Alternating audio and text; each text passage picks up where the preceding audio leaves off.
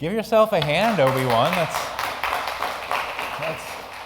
That's awesome stuff. Thank you for being a part of that. Hey, if you couldn't be a part of that this week, but you want to down the road, just let us know. As Pastor Julian said, we do this from time to time. And you also don't have to wait till our next Impact Week. We have Impact Ministries that go consistently. So let one of us know if you want to be a part of that. So thank you so much, Obi-Wan. You rock it out. So very appreciative for you guys. Hey, if you don't know me yet, my name is Chris. I'm one of the pastors here. And how many of you liked this band growing up? Yeah, you can raise your hand. It's okay. It's not like, oh, how could you like this evil band? No, that's the Journey, baby. Woo, I'm forever yours faithfully. I mean, this band was so awesome that, you wanted to go on a highway run into the midnight sun. It was amazing. Woo! Journey. So how many of you know Journey is a really, really, really awesome group? Just give it up for Journey. Yes. Woo! Many memories about Journey, right? Well, you might not know this, but Journey is a part of mine and Robin's journey. I was driving to her house one day when we were just boyfriend, girlfriend, and one of their songs came on. I'm kind of dating myself in this moment, but one of the songs came on. It's not as popular as I'm Forever Yours Faithfully, all those other ones, but have you ever heard the song When You Love a Woman? Oh my gosh, that's like one of the best. If you haven't listened to it yet, you can listen to it on your earbuds right now if you want to tune me out. It's just such a great song, or better yet, listen to it afterwards. But I realized as I was driving to her house, I was like, wait a minute, I think I love her. Yeah, when you love a woman, I think I love this woman. Yeah. But, so there was this awesome epiphany. But then I did this really, really cool thing with the epiphany. I didn't tell her.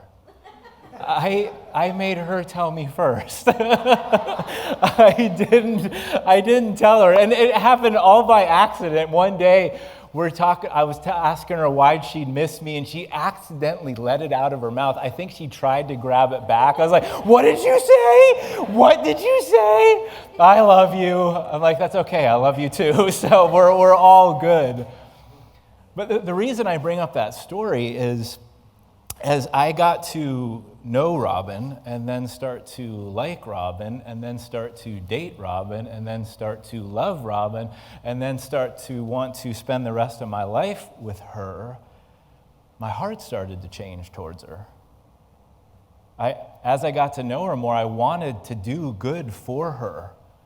I wanted good for her as well. And have you ever experienced that, whether with a spouse or a close friend or someone in your life, as you got to know them more, you're like, man, I really care about this person. Again, it could be your relationship to spouse, or it could be like a close friend, or maybe a family member that you got closer to, and you're like, I really care about these people. And because of that, your heart starts to change. We're not perfect, of course, but we want to do good for them, and we want good to happen for them, right? You see, God's the same. And Pastor Julian did an amazing job last week kind of laying this groundwork where he wants our hearts. Because when he has our hearts and he has the opportunity to change them, it will positively affect our behavior. It will just be like, God, I want to do these things for you because I love you, not, I guess I have to, God, because you're telling me to. Do you see the difference? That's why he wants our hearts. It's so powerful. So with this in mind, let's continue in 1 Peter 3. It says this.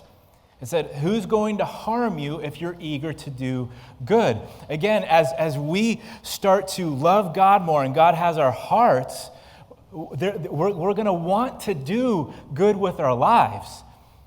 But God, in that, God has this loving, amazing warning for us, and we're about to see it right here. So if you just brace yourself, get ready for it, because it's a loving warning. He says, but even if you should suffer for what is right, what? Okay, we'll get into that, okay? It says, you are blessed. Do not fear their threats. Do not be frightened.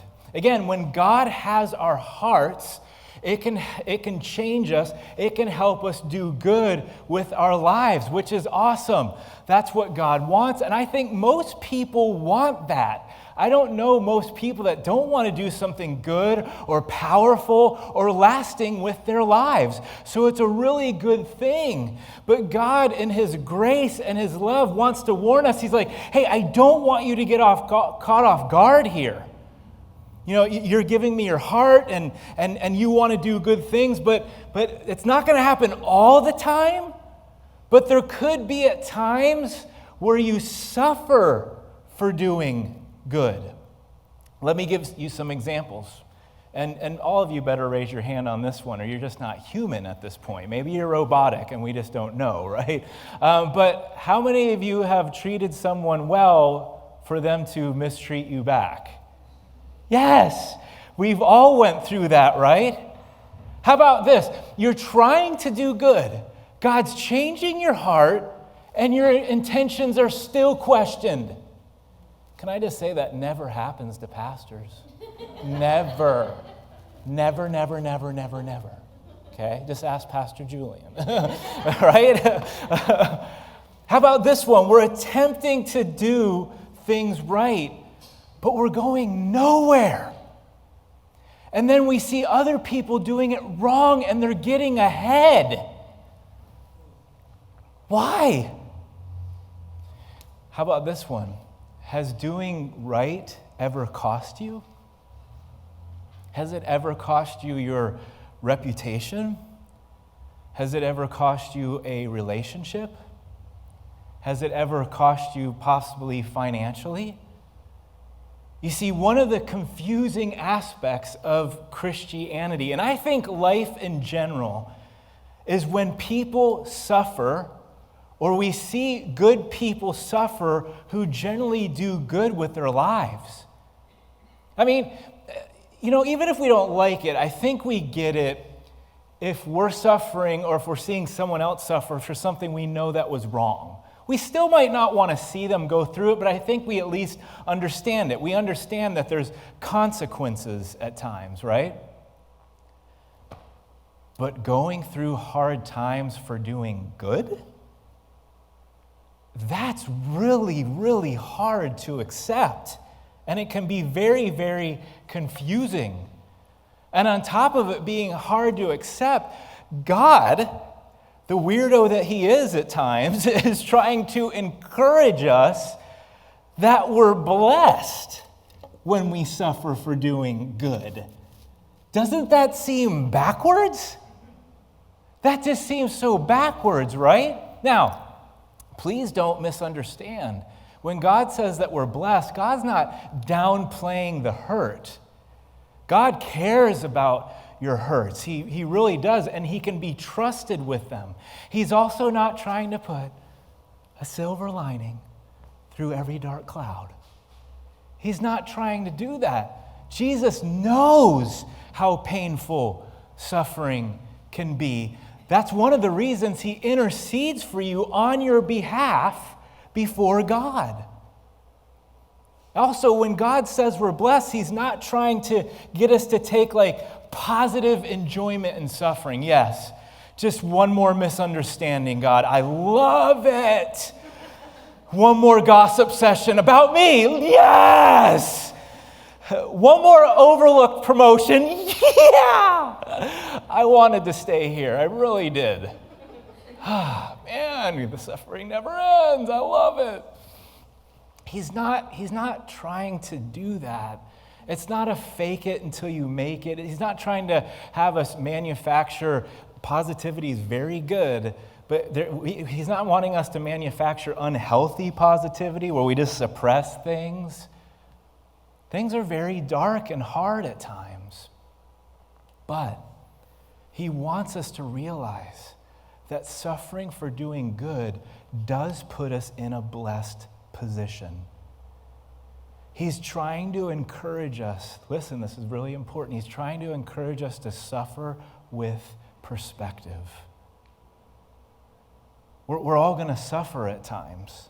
If we do good, if we do wrong, it's just part of life. Again, it doesn't happen all the time, but we're going to suffer at times. And he wants us to suffer with perspective because oftentimes we lose our perspective when we experience physical or emotional or some type of spiritual pain. So you may be wondering, how is suffering a blessing? I want you to listen to Peter's friend Paul to see how he describes it as he's talking to a different church. Look at what it says in Romans 5. It says this. It says, not only so, but we also glory in our sufferings. Why do we do this, God? Why are we blessed when we suffer? Paul goes on to share why. Because we know that suffering produces perseverance, that perseverance character, and character hope. And so what Peter's friend Paul is saying here is if we persevere in our difficulties, it can produce character in us. Now, I'll be the first one to tell you, I don't always get why people suffer for doing good. I don't understand it. It causes me confusion as well. And while I don't have every answer, don't pretend to, one reason we suffer at times is character building. Character building. Guess what? Character is a blessing. You want to know why it's a blessing? Have you ever heard this thought before? I know it's become kind of cliche, but it's true. That someone's talent took them to some place their character couldn't keep them. Have you heard that before? Their talent took them somewhere, but they couldn't maintain it because their character couldn't keep them there. Think of all the devastating loss or the devastating failings that have happened to someone at the top or someone in the middle or whatever, just the excruciating pain people have gone through before because they got somewhere where their talent took them, but they couldn't maintain it because their character didn't keep them there. Thank God for character. It's a blessing. It's a huge, huge, amazing blessing. And God loves being able to bless us with things. He doesn't want us to lose them all the time. And so there's times where he wants to produce character in us so we can maintain our promotion, so that we can maintain our relationships well, so we can steward well what he's blessed us with financially or materially or whatever. Character is a blessing. And character building is one reason suffering is a blessing. Now, let me make this real through some examples. I was talking to someone this week about this concept of suffering for doing good because it is just such a confusing subject. And they were telling me about a couple times in their life where that happened to them. And one of them was they were just being slandered left and right, false accusation. Even when it was true, it was misconstrued, and their intentions were being questioned. And this person wasn't trying to pretend that they had handled everything perfectly, but they really tried their best to not get into the game of slander. They really tried their best to just step away and say, I'm not going to be involved in that. And it was really difficult on them. They were suffering for doing good. Do you want to know the character building that they saw through it? It taught them to trust God's opinion and love for them over others. Because others' opinions of us will have us like, there's nothing wrong, so don't take it too far, but if we take it too far, though, in a wrong way, other people's opinions of us are going to wreck us. We'll be on a roller coaster. And so this person was able to say that, and they're still not perfect at it, but my character building, it made me trust in God's view of me more than I had before. That same person recalled another story where they're like, I was really trying to pray really so much for my family. It wasn't a selfish prayer. It was for them. And just God would not answer. And I didn't know why. It was a good prayer for them. It wasn't a selfish prayer even. It was a prayer that for my family member. And thankfully, God answered that prayer several years later. But do you want to know the character building during that time for that person? God taught me that He's the one that defines good instead of me. Because how many of us go before God and we're like, God, this isn't fair. You are not good. What's happening in that moment? We're defining good, not Him. And that taught that person some character building to not always judge what God's doing based off of their own emotion or what they can or can't see yet. Because again, God did eventually answer that prayer. It was just years later, but it taught them that God defines what good is. Do you see the character building? It's not easy. I'm not saying it's easy at all. But do you see how suffering can be a blessing? It produces character, and those who possess character, at least in God's eyes, the way God defines things, has a huge blessing. Let's go back to 1 Peter to see what else that we can learn about this subject. Listen to what it says. But in your hearts, revere Christ as Lord. Always be prepared to give an answer to everyone who asks you to give the reason for the hope that you have. That seems really misplaced when Peter's talking about suffering, and we'll talk about that in a minute. But do this with gentleness and respect, keeping a clear conscience so that those who speak maliciously against your good behavior in Christ may be ashamed of their slander. Like, hey, make them be ashamed someday of what they used to say about you, okay? Then it goes on to say this, for it is better, if it is God's will, to suffer for doing good than for doing evil.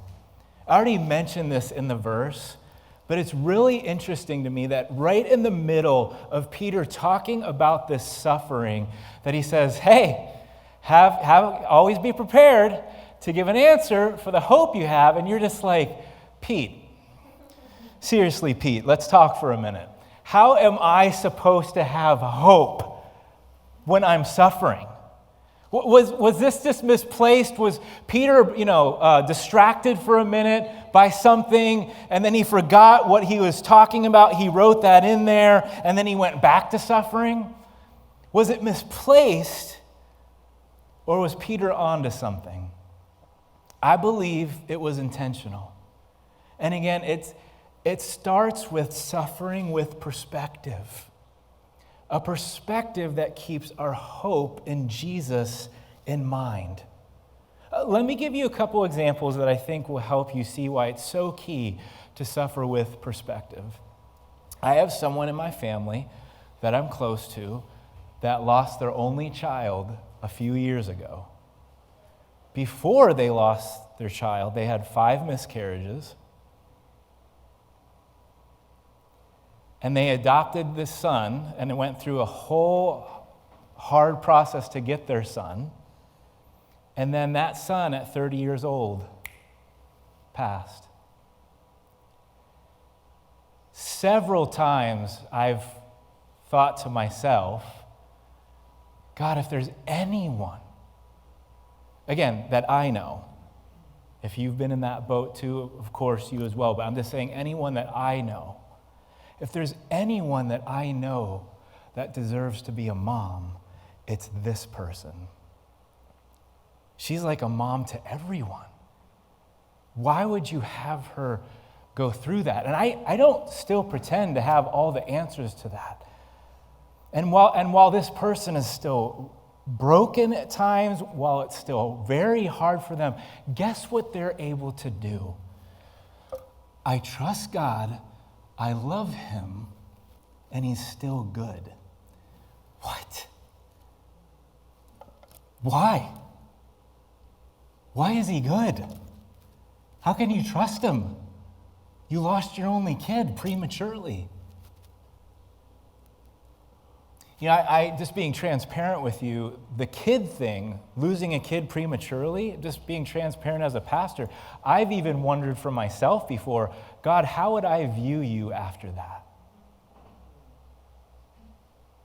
And while they're still broken, and they're not faking it, they grieve every day still, but they still love God, they still trust God, and they know He's good. We have really good friends that when their kid was 3 years old, had a very debilitating cancer. And it was just taking the life out of them. Now, thankfully, he survived his cancer and he's still alive today. He's in his 20s. But they didn't know that at the time.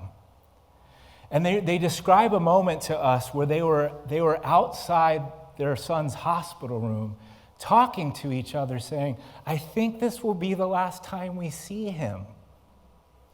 We need to prepare ourselves for that. Now again, thankfully God did the miracle, but guess what? During going through it, I love God, I trust God, He's still good. Do you see why it's important to suffer with perspective? Not fake, just perspective. Because when we go through hardships, but keep hope, it not only sustains us, it's powerful to other people that need to see our faith. Did you hear that? When we suffer with perspective, it not only helps sustain us, it's powerful to people that need a boost in their faith. And while there's nothing wrong with being blessed, and when I say blessed in this sense, I mean like financially, materially, there's nothing wrong with that stuff. But that often isn't convincing to people when they're trying to decide about God and His love. They're like, well, of course you love Jesus. You have a new car, you got the new promotion, you go on 7 vacations a year to like places I haven't even heard of before. You have cars that I never even heard of. And again, don't feel guilty if you're blessed. It's just not often as powerful of an evidence to people. But when someone goes through hard times, yet still trusts God and does good, it's a powerful display of faith to people who may need it. It's like, how can you forgive them? They just keep betraying you. Now again, it's good to have boundaries, of course, but they just keep betraying you and you keep forgiving them because your God asked you to, because God forgave you. Or why do you still respect your boss and not get involved in the gossip? They keep overlooking you too. Or why do you keep persevering? It really feels like everybody's going ahead of you and nothing's happening to you. Or why do you keep doing good? It doesn't seem to get you anywhere. And it doesn't even really seem like people appreciate it anyway. You see, when you suffer with perspective and keep hope, do you see how powerful your hope can be to others? Because when people often suffer, they don't have hope. But as Christ followers, even though it's still hard and it's still dark and it's very tough at times, we have hope still. Now I want to clarify something. Sometimes we try to be helpful, and again, it comes with such a good heart. We try to be helpful to someone by giving them perspective in their suffering. Okay, let me give you an example. I'm going to be facetious for a reason. If a friend is suffering or grieving, it may not be helpful to say to them after they pour their hearts out to you, well, if you would just trust God a little bit more.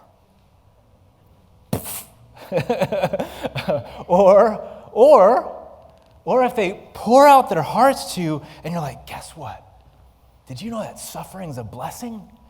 One of my pastors told me so.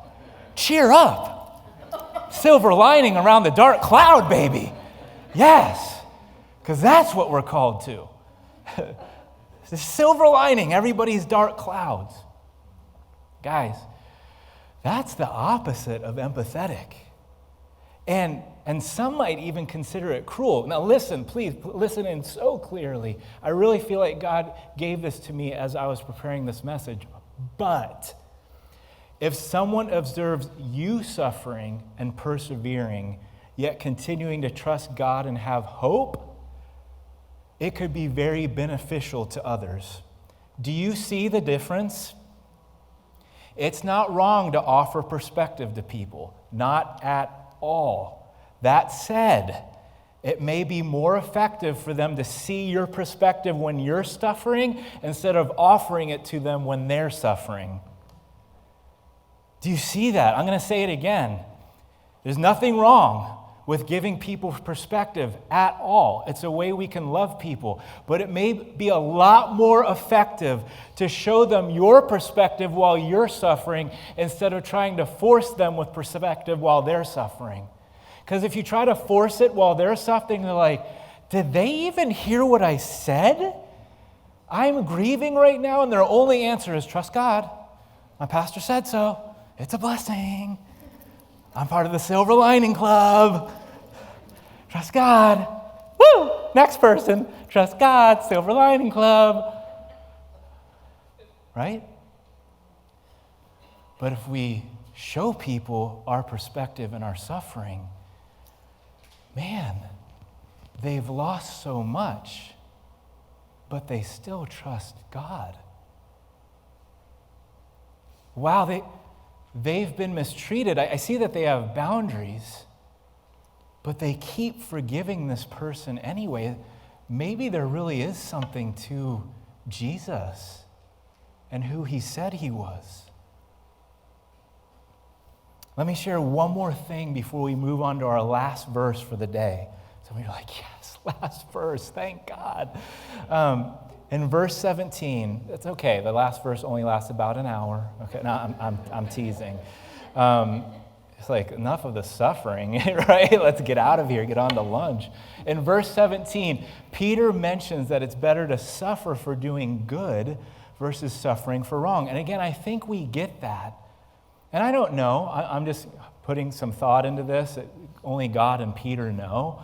But maybe one of the reasons Peter put this in here is because he realizes that when we go through difficulty, especially if it's because of the good we're doing, when the difficulty is extended and it's sustained, that it tempts us to do wrong things.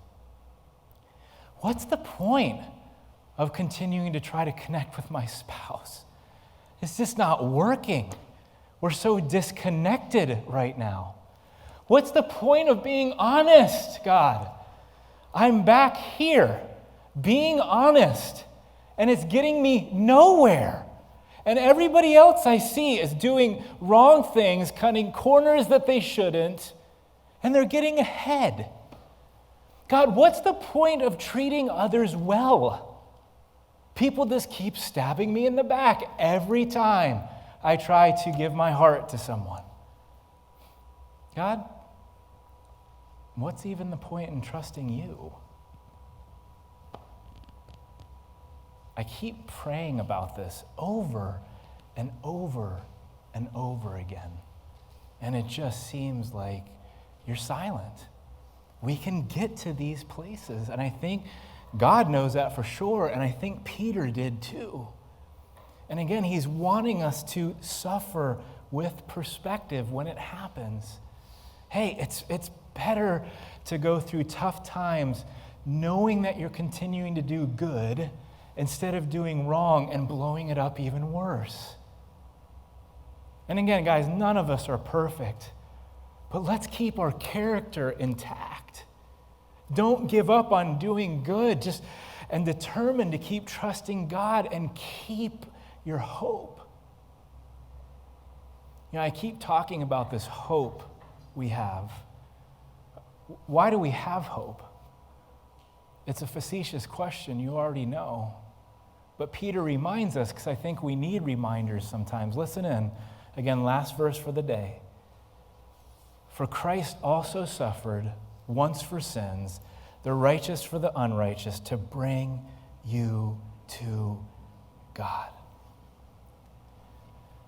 See, Jesus lived and loved perfectly, yet suffered greatly. And one of the reasons he did was for you. And again, I know you've heard this already before, but have you ever wondered why? Like, why did you do it? Why did you suffer for? I don't even like suffering for myself. Like, I don't. Put me to sleep if you carve my pinky nail the wrong way, right? I don't like suffering even for myself. Why would you do this for me? Well, again, we already know the answer. He didn't have to. Nobody forced him to, but he did it anyway. And again, we've heard it before. He did it because he loves us. But again, I want you to go deeper because we've heard that 900 times. It's like the amount of love that someone must have for someone to be willing to suffer for them.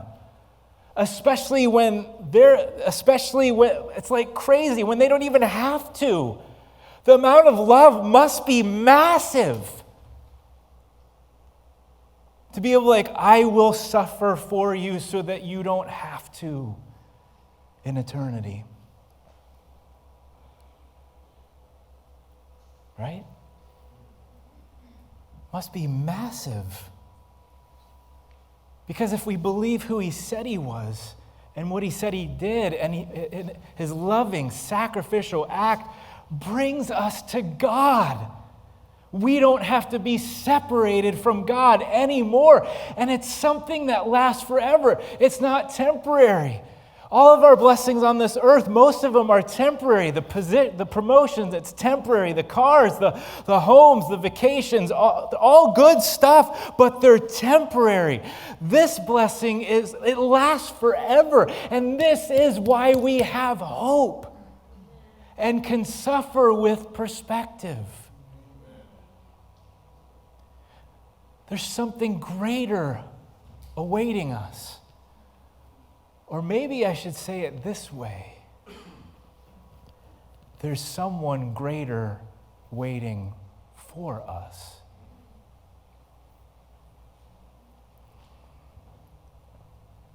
This is big, guys.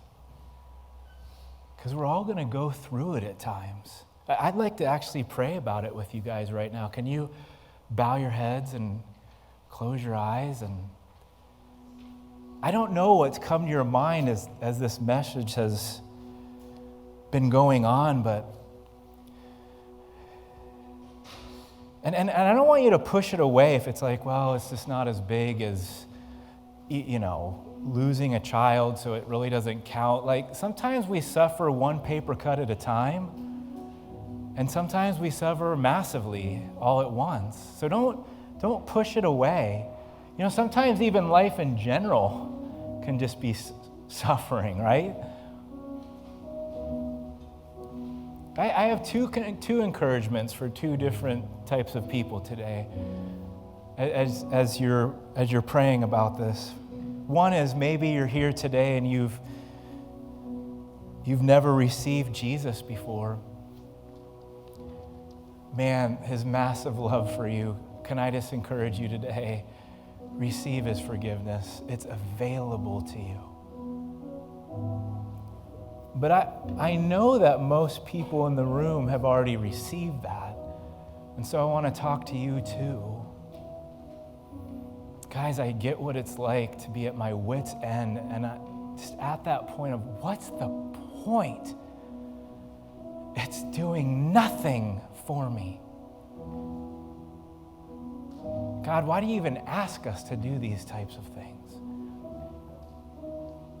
Can I just encourage you today? I don't know what you're facing. I don't know how deep the valley is. But would you determine today, you still, I promise you, you still can trust him. You still can.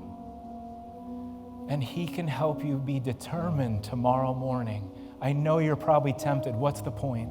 Who cares about my behavior at this point? Who cares about my character? Who cares about my relationship? Who cares about my workplace? But he can give you a fresh determination tomorrow to do it again with good in mind. So can you take a moment before I pray? It's between you and God. Give him your pain if you need to. He's not here to silver line everything. He wants to comfort you, but he knows it's dark. He knows it can be heavy.